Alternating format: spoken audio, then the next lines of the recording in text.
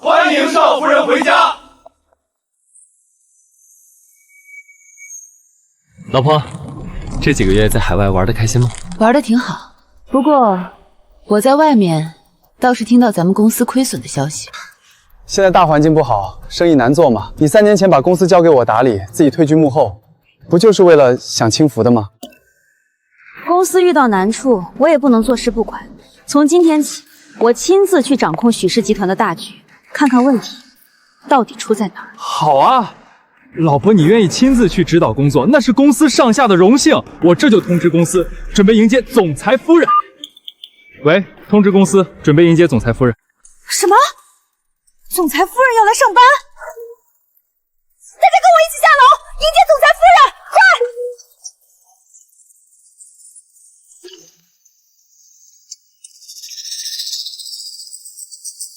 楚燕这家伙让人大张旗鼓的在门口等什么？我只是来上班的，大家不用这么欢迎我。新来的吧？没看见吗？总裁夫人都到了，快站好，迎接总裁夫人。这公司还有别的总裁夫人？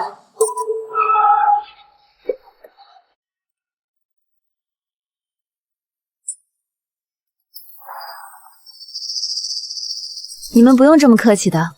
你好，我是总裁办秘书，我叫林娜，我们是来迎接您的。你们好，我是新来的设计师孙飞。夫人不必这么低调，我们都已经知道你是总裁夫人了。这些人对我这么客气，是把我当成总裁夫人了？正好可以利用下这个身份。孙飞，你谁啊？我是许安安啊，我们2个大学同学，你也在许氏集团上班。你就是我们班那个孤儿是吧？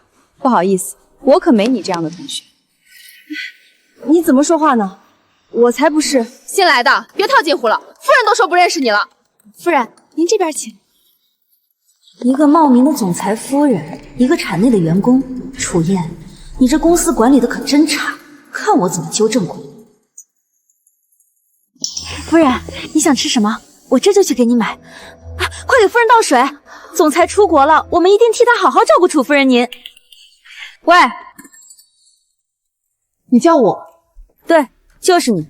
下楼去给我买点水果，所有水果都要削皮切块，每块不能超过5厘米。你是没长手还是没长脚？想吃自己去买。你个土包子，怎么跟夫人说话呢？你想给她当奴才，我可不想。总裁夫人让你去跑腿，那是看得起你，还不赶紧道歉？你们就这么相信她？不然呢？信你这个没背景的孤儿吗？我不是孤儿，更不是你们攻击我的理由。你是总裁夫人又怎样？就比别人多个眼睛多个鼻子吗？谁也不比谁高贵，做人别太装了。就凭我是总裁夫人，就是比你高贵。总裁这么宠爱夫人，真是令人羡慕。下周是总裁为夫人准备的答谢宴，夫人带我们长长见识吧。一个假冒的，看你还能翻出什么花？那哪是我们能去的地方呀？听说从小在国外长大的许家2少这次也来，要是能被2少看上的话，那咱们不就飞上枝头变凤凰了吗？这夫人几百万的衣服都能随随便便穿来上班，就多带几个人去宴会，应该没问题吧？是啊，夫人，就这么一点要求，你一定能办到吧？怎么了，夫人？是不敢吗？谁说我不敢？下周我带你们一起去，你除外。无所谓。哎呦，夫人，你可真是我见过最善良的人啦！就是。东西呢？菲菲来了，东西呢？菲菲，你要请柬干啥？废话那么多，不会没拿到吧？喂，姐夫，答谢宴已经准备就绪了，我这会儿啊去现场看一下啊。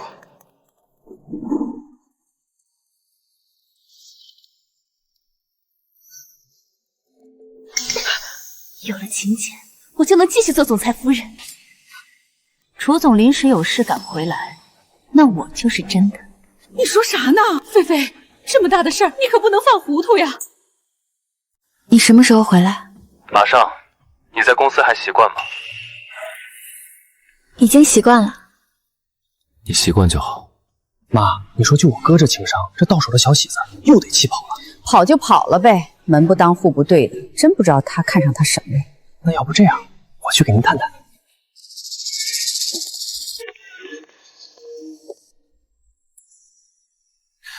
妈，我弟呢？回学校了。回去了？他在国外待了10几年，不跟您一起回吗？我这么大岁数了，还要他陪我？哼，倒是你，趁我在国外这么些年，结婚这么大的事儿，你都不告诉我一声。我这不是来接你了吗？她是个孤儿，是吧？安安她不是……这门婚事我不同意。妈，你为什么瞧不上她？哼，她出身卑微，跟我们楚家门不当户不对，嫁给你，她有什么企图？是不是所有人在你眼里都是狡诈的？我这是为你好，你倒怪起我来了！你给我站住！想走，晚了。什么意思？老二把私人飞机开走了？是啊，娶了媳妇忘了娘，想去见她，我非不让见。妈，你到现在都不知道，就是个入赘的，你享受的一切都是你儿媳妇带来的。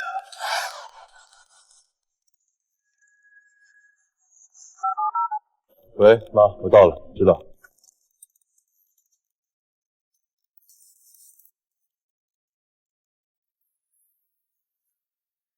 你什么时候回来？宴会都要开始了。我在去机场的路上，怎么了？想我了？油腔滑调，让我一个人参加答谢宴，这总裁夫人你爱谁当谁当。那可不行，我的夫人只能是你。老婆，等我，我马上就到。啊！你个土包子，谁给你的胆量来这种场合？问你话呢，谁给你的胆量来这种场合？谁又给你的胆子在这种场合打人？打你怎么了？你知不知道，这可是许氏为夫人特意举办的答谢宴。就是，来的哪个不是家世显赫？你也配？你这高仿做的倒挺真的，不过呀，你就算穿戴这些，也是个假货。这个土包子是想让我们以为她就是楚总夫人。瞧瞧这个小脸蛋长得，要说靠睡上位，倒也不是不可能。你没事吧？说话干净点。土包子，你又打我！你是雄心豹子胆了？怎么，没打够？行了，我们先走吧，反正他没有请柬，也上不去。干嘛？我们可是总裁夫人的贵客，还不让我们进去？怎么夫人来参加宴会还要拿请柬啊？真是岂有此理！看我怎么收拾你！喂，老公，如果我在宴会上收拾几个人，你不会介意吧？怎么了？公司真的查出问题了？没事儿，我就只是问问。为夫人准备的宴会，你想做什么都可以。好。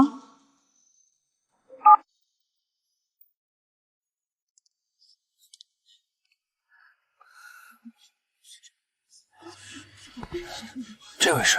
不知道，但是看这气质，像是家世不输许氏的大小姐啊。那不只能是首富千金了吗？的千金，她就是个替许氏打工的。你们这又是？这位可是许氏集团的少奶奶，今天的答谢宴可就是为了她而举办的。楚总夫人，我老公特意为我举办的宴会。至于我身份的事情，我想请他来宣布，大家还是先替我保密吧。楚总和夫人感情真好。总裁夫人，你认识她？认识，我的高中同学。不过我可没邀请她来。不请自来，怕不是要勾引楚总？楚总和夫人新婚宴宴，正是甜蜜的时候，难不成谁都想来插一脚？总有人想一步登天，消息还挺灵通。知道楚总今天也会回来。楚总会来？他不是赶不回来了吗？怎么害怕了？担心楚总来了拆穿你的身份了？你放屁！我有什么可怕的？倒是你，谁给你的勇气敢在许氏跟我交班？我不需要人给我勇气，因为这场宴会就是为我而办。土包子，你脸皮可真厚呀！跟在我们后面混进来，还敢在这儿大放厥词，真不要脸！夫人就站在这儿，这样你都敢冒充？我看你是活得不耐烦了。会不会是楚总邀请了他呀？得了吧，楚总是身份地位的大人物，怎么可能认识他这种连大学都没上过的打工妹子？这种人怎么能来参加许氏的答谢宴？这简直是拉低了咱们的档次啊！土包子，土鸡打扮的花枝招展的，也还是鸡。而我是天上的凤凰。孙妃，你是不是装上瘾？你怎么跟我说话呢？我可是总裁夫人，我让你滚，你就得给我滚出去，这就是权势。听到了吗？夫人让你滚啊！该滚的是你们。今天是我许氏的答谢宴，满堂名流汇聚，而你简直是吃了豹子胆，还敢闯进来意图不轨！来人啊，赶紧把这个骗子给我抓起来！吴总到。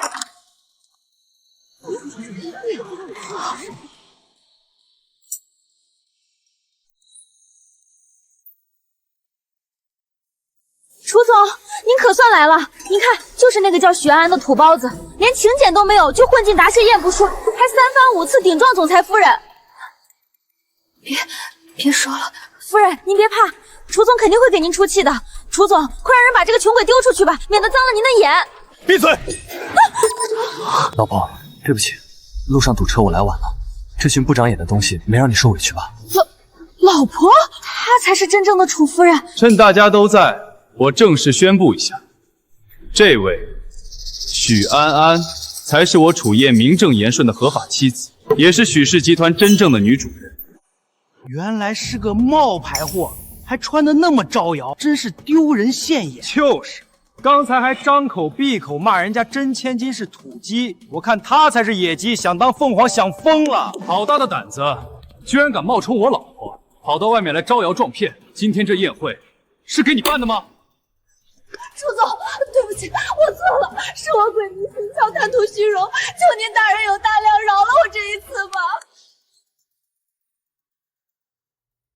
你救救我！我们是高中同学，你帮我求求情吧！我真的知道错了。你刚才指着我鼻子让我滚出去的时候，可没想起我们是同学。把这个不知死活的骗子丢出去，直接移交巡捕房，告他诈戒。不要！放开我！救我！好事！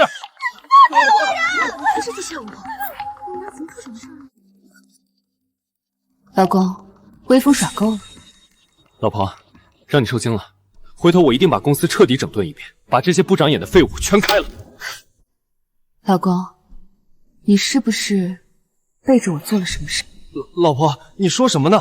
我对你可是忠心耿耿啊！现在大环境不好，公司账目有些变动也是正常的，我绝对没有背着你做任何事。没有。可据我所知，你家里人的生活非常奢侈，你母亲和你弟弟在国外的高奢消费，还有那架私人飞机。应该不是你那点工资能负担得起的吧？老婆，这都是误会，你听我解释。走吧，宴无好宴，去公司看看。琳娜，你要去哪儿啊？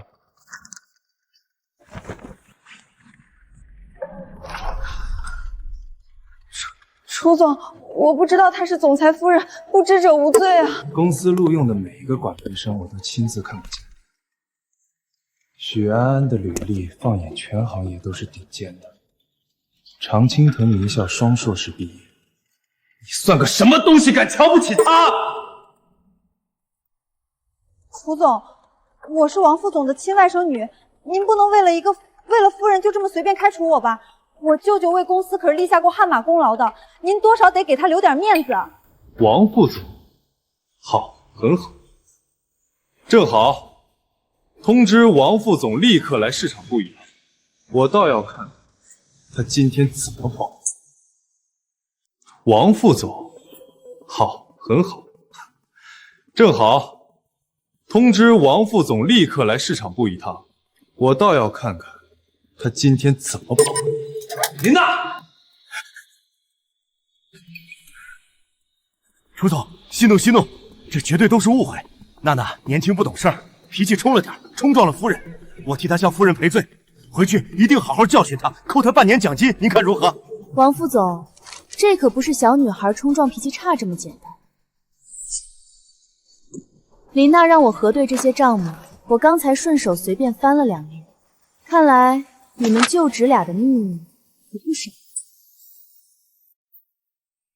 3年前城南那个开发项目，采购成本比市场平均价高出了整整40%。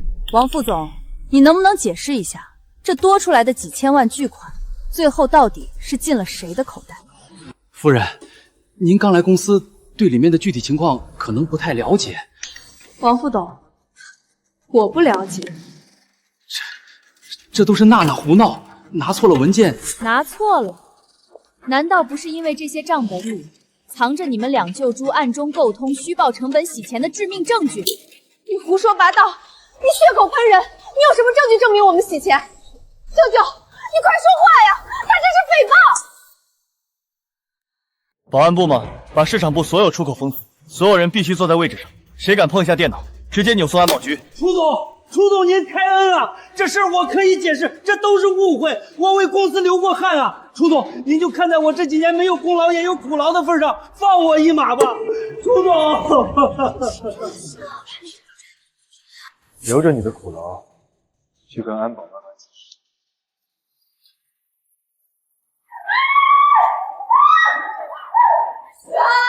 你别得意！你以为楚言真爱你，他早会把你踹了的！闭嘴！我楚言这辈子生是许家的人，死是许家的鬼。你再敢多说一个字，我找最好的律师让你在里面多蹲10年。老婆，你看这样处理，你还满意吗？刚才我只是虚张声势炸一下王副总，没想到他反应这么大，他一个副总能吃下这么大的回扣。这公司里的水比我想象的还要深得多。公司内部烂到这种地步，你以前真的一点都没察觉？我马上全面彻查，绝不姑息。恭喜赵老板签下许氏集团的合同，从今以后还希望赵老板多多照顾。只要跟我合作，保证少不了你们的。合同准备好了吗？赵老板，我们给许氏集团报了50亿，实际上才2亿，被发现了怎么办？他楚燕区一个赘婿，想坐稳许氏集团总裁的位置，只能顺从我。你就是赵老板赵雄，说这话口气不小吧？哟，楚总找了个新情人，长得真不错，不如送给我当几天秘书？赵总，请注意你的言辞，放尊重点，这是我夫人许安安。哈哈哈哈哈！原来是总裁夫人。我听说许家大小姐不是一直在国外待着吗？怎么突然跑回国内查岗了？赵老板，这不是你该打听的。楚总，听老哥一句劝，女人嘛，就该乖乖在家相夫教子，买包做美容就行。商业大事还是咱们男人来谈比较好，别让这把火一不小心烧到咱们自己人头上啊！既然赵总说我们是自己人，那咱们就明人不说暗话。许小姐，什么意思啊？赵总这3年在供货价格和材料质量上做的那些偷梁换木的手脚，今天是不是也该给我个说法？许小姐，饭可以乱吃，话可不能乱说。我瑞丰建材做生意向来公道，行业里谁不知道？你初来乍到不懂行规，我不怪你。但你要是故意找茬，我赵某人在江城混了这么多年，也不是被吓大的。行规？用低于市场价1半的劣质钢铠充当1级钢铠卖给公司，豆腐渣工程草捏人命，这也是你口中的行规？徐总说笑了。过去3年，瑞丰建材从中非法获利超过2亿，这些烂账，赵总打算怎么评？还有，这2亿赃款里到底有多少是通过你们的地下账户悄悄流向了秦家的口袋？赵总，你真以为自己做的天衣无缝吗？臭婊子，你敢查老子？楚燕，你老婆发疯，你最好赶紧把她拖回去关起来，免得在这丢人现眼，否则别怪老子翻脸不认人。赵总，你给我听清楚了，安安的意思就是我的意思，也是整个集团的最终决定。从明天起，公司全面暂停与瑞丰建材的一切合作。法务部明天一早就会正式起诉瑞丰建材商业欺诈，你等着收法院传票吧。好得很。楚燕，你真以为傍上许家就能硬气了是吧？没有我瑞丰建材的供货，你手里那5个重点在建项目，明天早上就得全给我停工烂尾，每天上千万的损失，我看你这赘婿怎么向你们董事会的老家伙们交代？完了，安安，赵老板这种人最记仇，他肯定会疯狂报复的。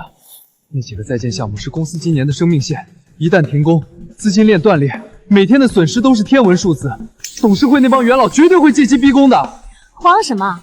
天塌不下来，地球离了谁都照样转，没有他瑞丰建材一样可以做。赵老板都放话了，就没有中途退缩的道理。他赵老板想玩垄断断供，那我就让他见识见识真正的许氏集团。喂，张叔，是我安安，帮我立刻联系一下海国集团的亚太区最高负责人，告诉他们许氏集团要跟他们签100亿级订单，我要他们连夜调派最高等级的建材物资，随时准备空运接管江城的所有项目。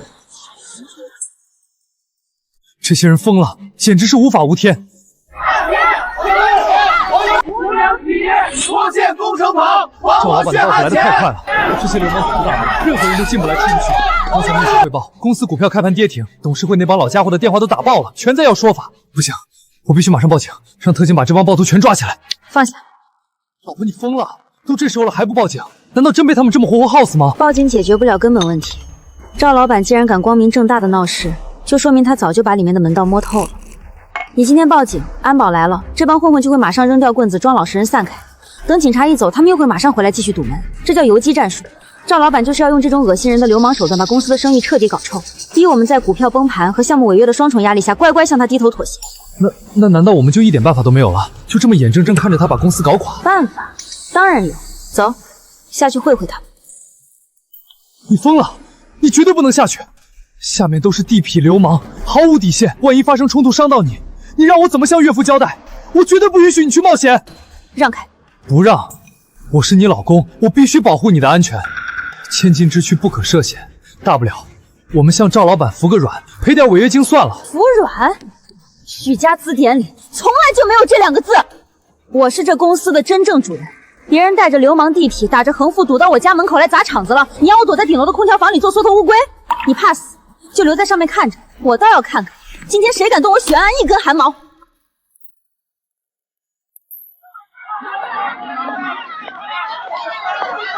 楚总，夫人，外面情况完全失控了，他们见人就打，根本不听劝，你们千万别出去啊！楚燕，让你准备的东西弄好了吗？弄好了，技术部已经连线了。走，去教教他们怎么做人。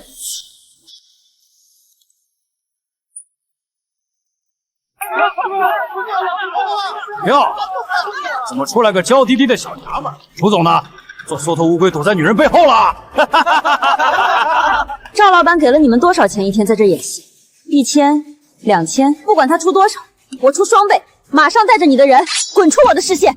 小丫头盼子口气倒挺大，不过咱们道上混的可是最讲江湖道义的，拿人钱财替人消灾。今天不拿到赵老板满意的违约金，谁也别想进出这扇门。好，讲道义，那我就跟你们这群法盲好好讲讲法律。楚燕，把投影仪给我架起来，对准对面的大楼步墙。好。这事儿你知道要怎么做吧？赵老板，交给我，保证让许氏集团交出钱。不可能！你怎么会有视频？所有人听清楚，你们涉嫌寻衅滋事、敲诈勒索的铁证已经全部固定，同步上传到了江城安保的系统。刚才我已经通知了安保大队，3分钟内还不滚的，这辈子就准备在牢里吃牢饭吧。瑞丰建材提供劣质材料，涉嫌重大商业诈骗，已经被警方正式立案调查。你们现在堵门属于寻衅滋事和妨碍公务，这些监控记录足以证明你们是受人雇佣的黑恶势力。现在走，我当没看见。如果再不滚，5分钟后防暴大队就会到场。你吓唬谁呢？兄弟们，别听他的，他一个娘们儿能有多大能耐？都给我顶住！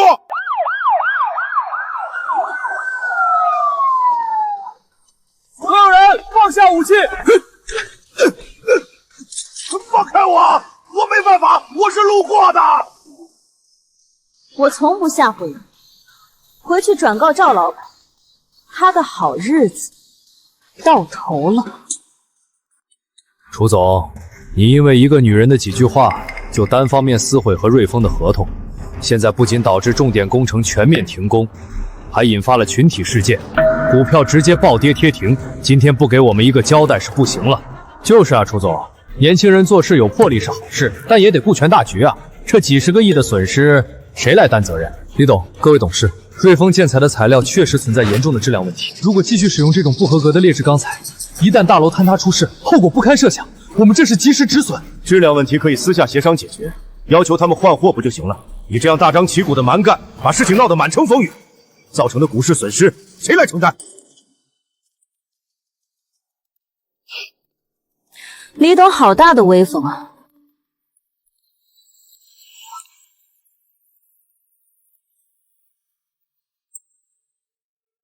楚燕是许氏集团总部正式任命的总裁，想要罢免她，还轮不到你们做主。许小姐，你虽然是许家千金大股东的女儿，但这里是公司董事会，不是你耍大小姐脾气的地方。你看看呀，刚才那一通胡闹，害得公司名誉扫地，直接损失了几十个亿，你有什么资格在这里指手画脚？许小姐，李董也是为了公司好，你太年轻冲动了。损失？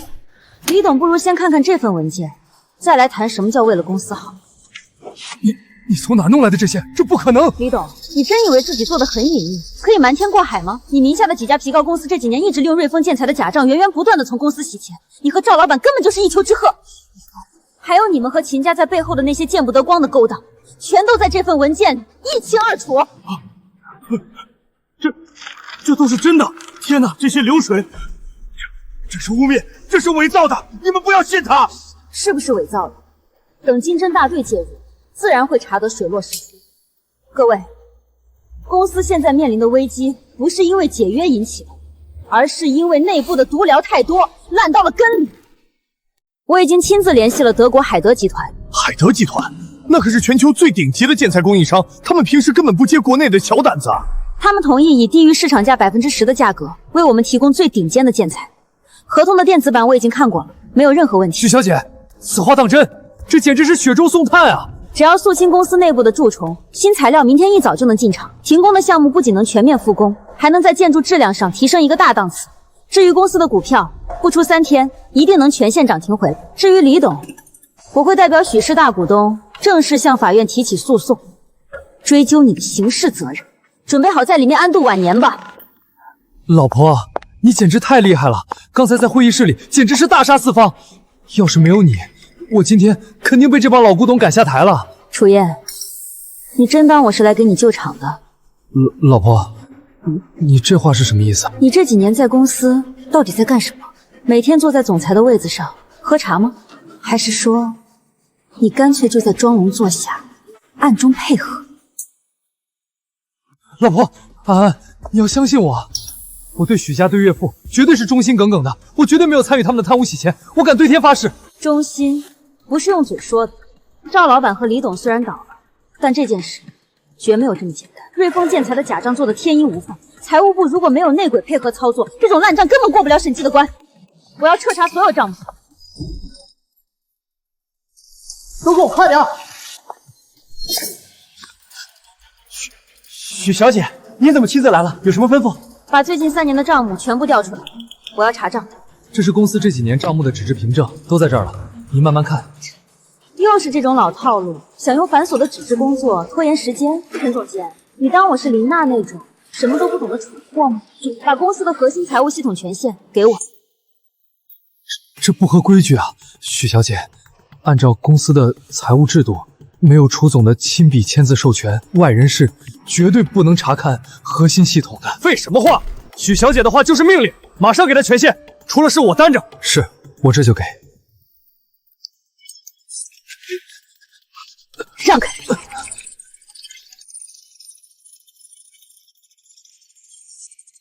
陈总监，这笔高达2000万的所谓公关费，为什么打给了一家叫星灿文化的空壳公司？这是李董当时批的条子，我只是个办事的。李董批的条子没错，但最终审核签字的是楚燕。我当时文件太多了，没仔细看。李董说是正常的业务招待费，我就顺手签了。没仔细看。楚燕，你真把我当傻子？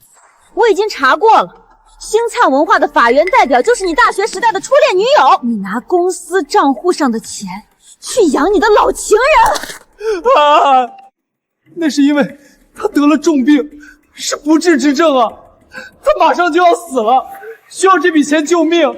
我只是一时糊涂，念在过去的旧情，才帮他一把。你当我是傻子吗？我发誓，我跟他早就断绝关系了，我对你才是真心的。重病？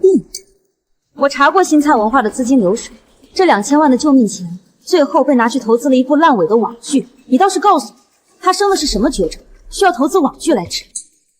陈总监，到。许小姐，把所有楚燕签字审批的异常款项全部给我梳理出来，1分1厘都不能漏，漏了1分，我拿你试问。是，我马上查，保证完成任务。我让你起来了吗？许安安，你别太过分了！这几年如果没有我起早贪黑的管理，公司能有现在的规模吗？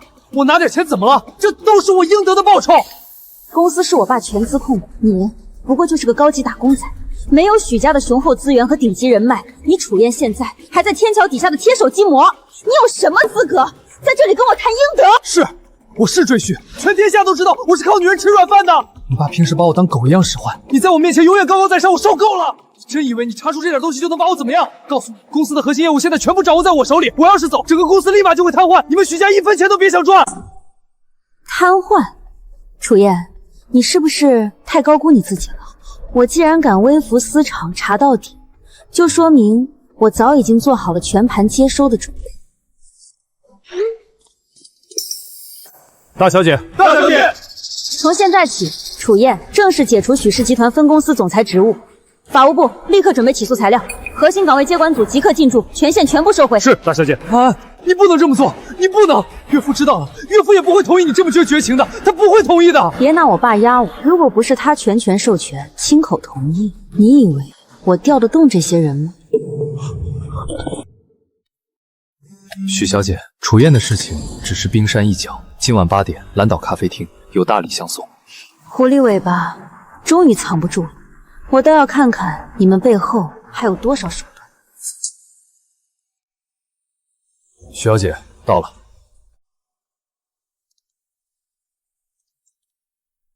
这些公司里的蛀虫还想谈条件，今晚就让我看看你们到底藏了什么底牌。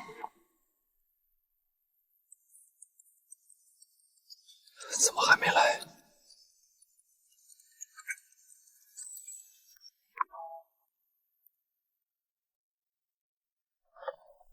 许小姐，你来了，快请坐。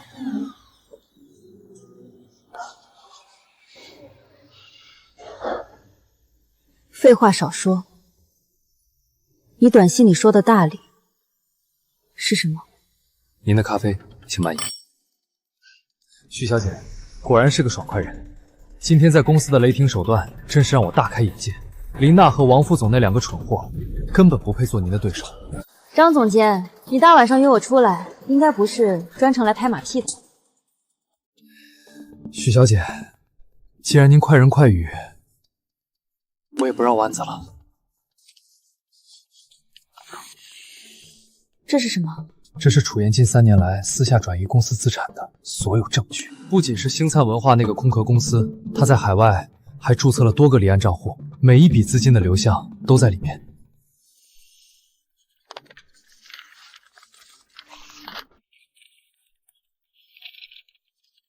楚燕表面上对我爸毕恭毕敬、唯唯诺诺，背地里竟然偷偷抽干公司的血。徐小姐，这份大礼您还满意吗？金额将近5个亿，楚燕这几年胆子真是大的包天。不过我很好奇，你作为一个区区的人事部总监，怎么会有这么详细的财务证据？这都是我平时留心收集。连我这个空降的总裁，连总部的核心团队都一时查不到的海外离岸账户，你却了如指掌。张明，你不要把我当傻子，这份证据详尽到连开户人的签字笔记都有备份。如果你只是个旁观者，绝不可能拿到这些。说吧，你在里面到底扮演了什么角色？许小姐果然冰雪聪明，什么都瞒不过您的眼睛。既然许小姐看穿了，我也就直说了。实不相瞒，楚燕的这些海外账户操作，都是我帮她找人做的。所以，你是他的同谋？你就不怕我拿着这些证据，把你和他一起送进监狱？许小姐，您不会的，因为我知道楚燕已经彻底完了。他太贪心，也太愚蠢，以为仗着赘婿的身份就能瞒天过海。我早看出来，他迟早要翻船。我张明只是个打工的，求财而已。楚燕这艘破船快沉了，现在是许小姐您大权在握，识时务者为俊杰。我现在把这些证据交给您，自然是要择良木而起。我能帮楚燕办事，同样也能为你小犬马之劳。择良木而栖，张总监，你的算盘打得可真响。许小姐，只要您愿意放我一马，对我的事情网开一面，我不但可以做污点证人，出庭作证，把楚燕的罪名彻底定死，让她永世不得翻身。不仅如此，我在公司人事部这么多年，各个部门的人脉我都一清二楚。只要您留下我，我能帮您挖出公司里所有不听话的人，把那些楚燕的余党全部清洗干净，让您彻底掌控大局。张总监，你这是在跟我谈条件？不敢，我只是想为许小姐排忧解难，体现我的价值而已。双赢的买卖，许小姐是个聪明人，应该明白我的诚意。你的礼物我收下了。至于你的条件，我许安安从不跟叛徒合作。许小姐，您这是什么意思？如果没有我作证，您怎么能轻易把楚燕彻底拉下马？我可是有功的。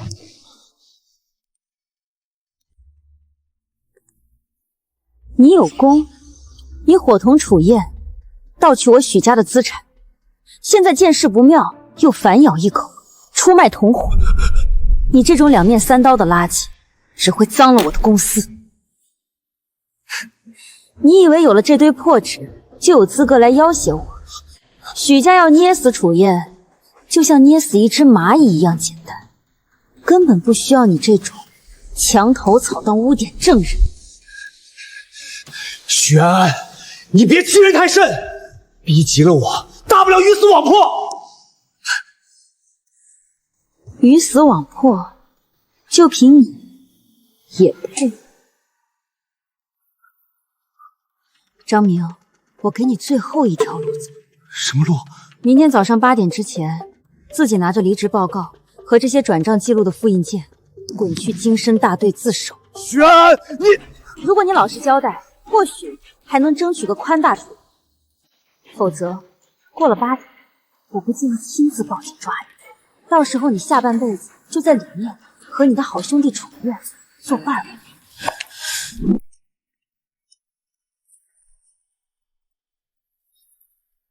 完了，全完了！我怎么会惹上这个女魔头？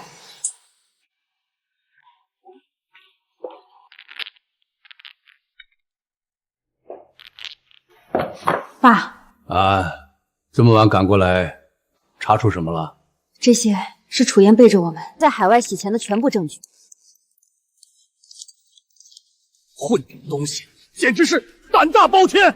我当年看他出身贫寒，但算个可造之才，力排众议召他入赘，把子公司交给他打理，给他机会，他竟然敢吃里扒外！爸，您消消气，对待这种养不熟的白眼狼，我们绝不能手软。安安这件事你做得对，许家的产业1分钱也不能让这种畜生带走。这笔钱既然已经到了海外离岸账户，想要追回，跨国手续繁杂，难度极大。而且楚燕在公司里拉帮结派，那些副总、总监哪个没拿过他的好处？是不是他们合伙干的？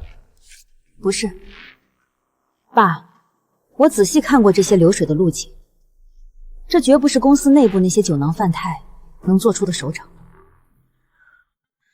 楚燕出身贫寒，眼界和人脉都极其有限，她能在这么短的时间内如此熟练隐蔽的操作多个离岸账户洗钱，避开总部的财务审查，她背后肯定有一支极其专业的金融团队在指导她。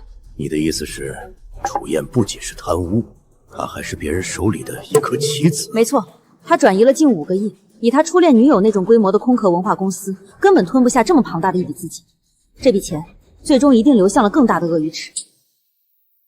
这场战役才刚刚开始，楚燕不过是个开胃菜。爸，能在江城有这种能量，并且敢明目张胆地洗我们许家资金的，屈指可数。这背后一定有秦家那样的地头蛇资本在暗中运作。秦家这群恶狼，原来早就盯上了我们许氏集团，是想利用楚燕吸干我们子公司的血，然后再一口吞并。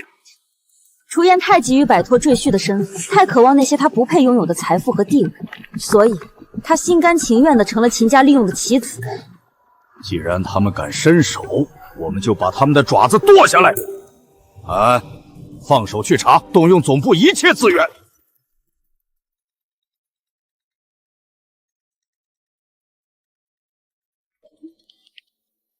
喂，张律师，什么事？大小姐，出事了，出大事了！慌什么？镇定点，慢慢说。就是楚，到底出了什么事？楚燕她出事了，在押送去警局的路上，她突然倒在警车里，口吐白沫，浑身抽搐。医生说她突发急性心脏病，现在已经被紧急送进了市中心医院抢救，情况非常危急，随时可能挺不过去。你说什么？心脏病？怎么回事？楚燕怎么了？爸，法务说楚燕突发心脏病，快不行了。心脏病简直荒谬！楚燕每年的体检比我还健康，怎么可能在这个节骨眼上突发心脏病？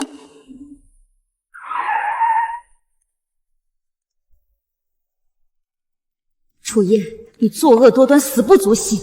但在你把幕后黑手吐出来之前，就算是阎王爷来收人，我也要从他手里把你抢回来。大小姐怎么还没来？大小姐，您总算来了。嫌疑人现在到底是什么情况？许小姐，嫌疑人抓到后就口吐白沫，心脏骤停，我们用最快的速度送到急诊室了。医生怎么说？是毒药吗？初步的血液化验结果还没完全出来，但绝对不是突发心脏病。我们在急救的时候，在他身上发现了一个极微小的针孔。这种暗杀手段极其高明，幕后黑手不仅有庞大的资金，还养了这种亡命之徒。想威胁我，不想让我调查下去，我偏偏要抓到你。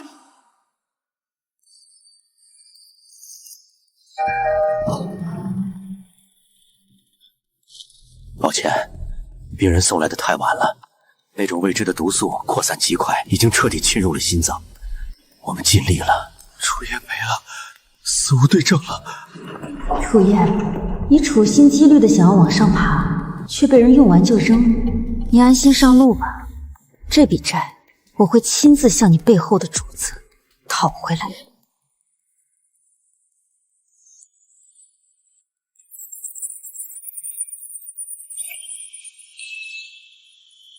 本台刚刚收到的消息，许氏集团赘婿总裁楚燕于昨晚深夜猝死，死因离奇。好一招，趁火打劫，杀人灭口之后，再利用舆论制造恐慌，想一举做空我们许氏的股票。真以为用一个傀儡的死亡就能吞下我许家？那我就让你们看看，什么叫绝对的碾压。这个怎么办？股价跌停了，公司要破产。大家安静，安静。现在公司群龙无首。楚总死得不明不白，外部大盘崩盘，我们必须立刻选出新的掌舵人。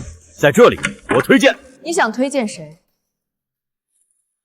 王副董，你刚才说公司群龙无首。许小姐，楚总刚出事，公司股价暴跌20%，现在外头流言蜚语都在说楚总的死跟你们许家脱不了干系。这么大的烂摊子，您这位一直在基层体验生活的实习生，打算怎么收拾？王副董。饭可以乱吃，话可不能乱说。睁大你们的眼睛，看清楚，这是市经侦大队和法医出具的初步报告。楚燕是被毒杀的，我许家掌握了他挪用公款的铁证，随时能让他把牢底坐穿。我们有什么理由去杀一个即将失去一切价值的罪犯？就算不是许家干的，但楚燕死在任上，现在市值蒸发了几十亿，股民恐慌，资金链马上断裂，你拿什么救市？至于公司的股价，大家完全不必惊慌。许氏集团总部已经正式下达决议，从即日起，总部将向分公司账户无条件注资50个亿！50个亿！不仅如此，我们将用这笔资金全面扫货，收购市面上所有因恐慌受的散户股份。别人不敢要的盘，我许家全盘接了。另外，海德集团的新建材今天早上已经全面进场，我们所有停工的项目即刻起全面复工。在绝对的财力碾压面前，你们那点可怜的阴谋诡计，连个水花都翻不起来。注资固然好，但公司现在风雨飘摇，需要的是一个能够服众、有丰富经验的总裁来掌舵。许小姐，你虽然是许董的千金，但你根本没有任何管理经验，凭什么让我们把身家性命交给你？谁告诉你我缺乏管理经验的？过去5年，许氏集团在欧洲区完成的3记总价值超100亿欧元的大型并购案，全是我许安安一手操盘的。王副董如果有异议，现在就可以登录欧洲金融时报去查查我的履历，看看我这只实习生到底有没有资格管你们这群人。从今天起，我正式接任公司总裁一职，分公司所有的最高决策权全部收归我一人所有。散会。徐总，我服从您的安排。明面上的危机过去了，但那个幕后人如果不揪出来，许家永远不得安宁。只要是狐狸，就一定会露出尾巴。楚言，你这个蠢货，就算死也该留下点什么。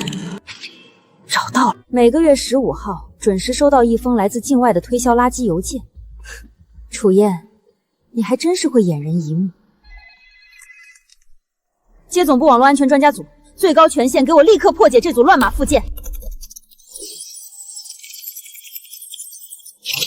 夜色会所，江城最高档、最隐秘的销金炮。狐狸，终于找到你的老巢了。小姐，我们的人已经潜入了会所，但核心区域保镖太多，我们无法进入。我亲自进去，引蛇出洞。这太危险了，对方可是亡命徒。不入虎穴，焉得虎子？我是许安安，来见你们的 boss。老大，许小姐来了。许小姐，请进。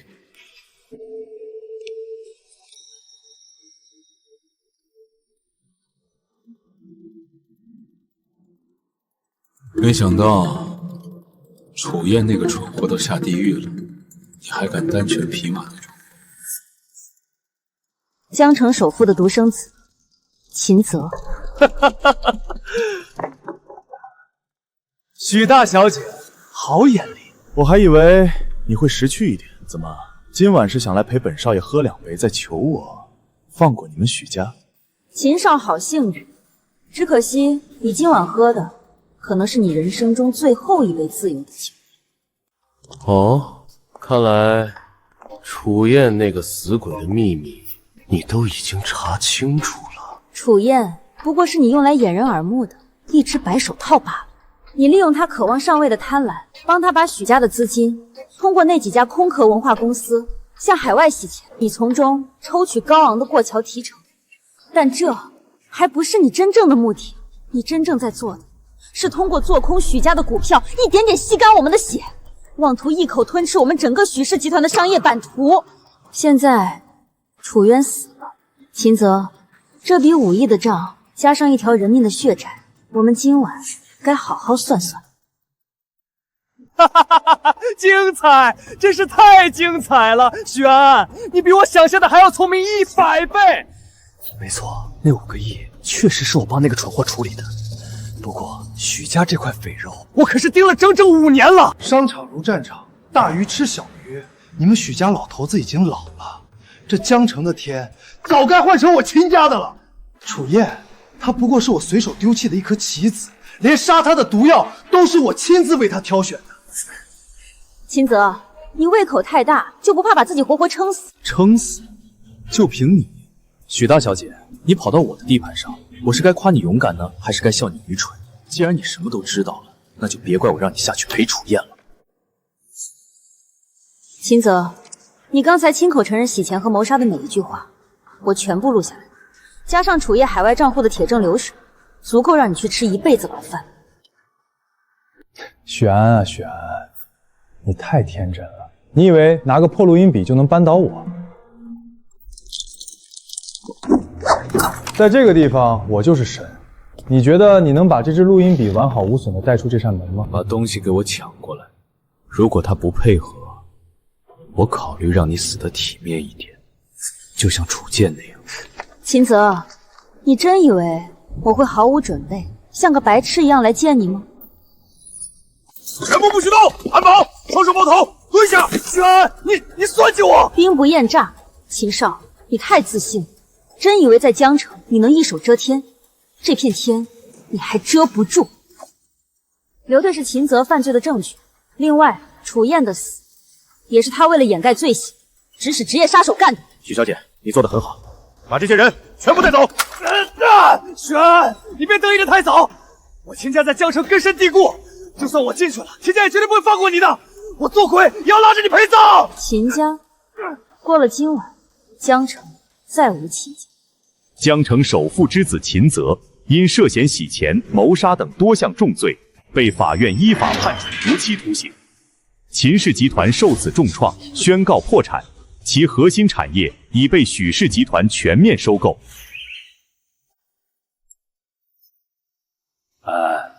从今天起，你就是许家真正的掌门人。爸，您放心，我绝不会让您失望。